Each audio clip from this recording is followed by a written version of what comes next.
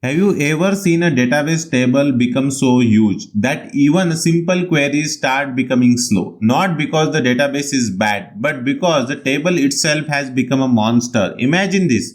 You just want a user's name and email. That's it. But the database row also contains profile photos, giant JSON settings, analytics data, preferences, metadata, huge bios, maybe even AI recommendation data, and every query is dragging all of this unnecessary weight around. That's where something called vertical partitioning comes into picture. And no, this is not sharding. Most beginners confuse the two, but they solve completely different problems. Today we will deeply understand what vertical partitioning actually is, why database needs it, when it's the right move, its trade-offs, and how real companies use it in production. And by the end of this video, you will never confuse vertical partitioning with sharding again. So let's start from the beginning. Imagine we have a simple users table, something like this. In the beginning, this feels perfectly fine. Your app has maybe 5,000 users, low traffic, simple queries, everything works fine. Life is good, but then the app grows. Now suddenly millions of users arrive. More features get added, more columns keep getting added, and this table slowly becomes massive. Now here's the important part. Most requests in your applications do not need all this data. For example, during login, do you need analytics data, profile themes, giant preference JSON, accessibility metadata? No. You usually just need ID, username, password, email. That's it. But the database still has to deal with huge rows, and this creates performance problems. So engineer asks a simple question. What if we separate the frequently used columns from the rarely used heavy columns? And that idea is vertical partitioning. Vertical partitioning simply means splitting a table by columns, not by rows. Columns. That distinction is very important because people often mix this up with sharding. Let's understand the difference clearly. Sharding or horizontal partitioning split rows. For example, database 1 user 1 to 1 million, database 2 user 1 million to 2 million. Different users go to different databases. That's sharding. But vertical partitioning is different. Here, the same user still exists everywhere. We only split the columns. For example, user basic, user ID, name, email, phone, then maybe another table.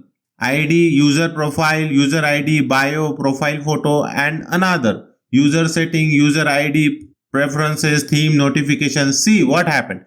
We separated the data based on usage. The lightweight frequently used data stays together. The heavy rarely used data moves elsewhere, and this dramatically improves efficiency. Now you might ask, wait, if I only selecting two columns, why does table size matter?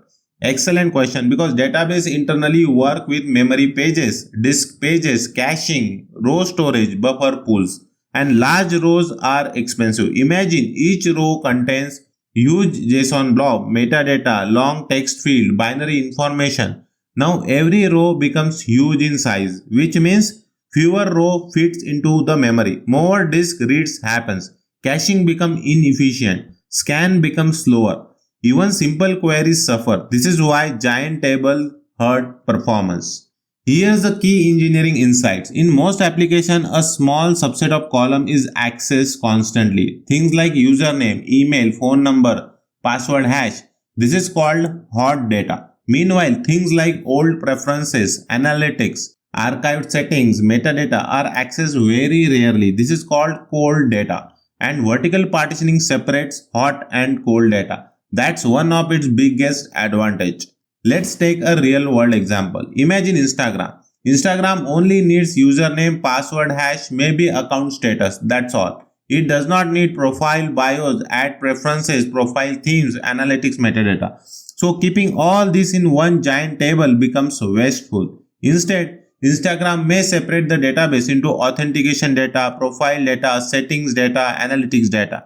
New login queries become much faster because the authentication system only touches tiny lightweight rows. This improves cache efficiency, memory usage, response time, scalability. Now, when should you actually use vertical partitioning? This is extremely important for interviews. The first situation is when some columns are rarely accessed. Classic examples: profile description, audit logs, analytics, large JSON settings. Keep them separate. Second, when row become too large, huge rows hurt. Caching, memory efficiency, disk read. Splitting them reduces row size dramatically.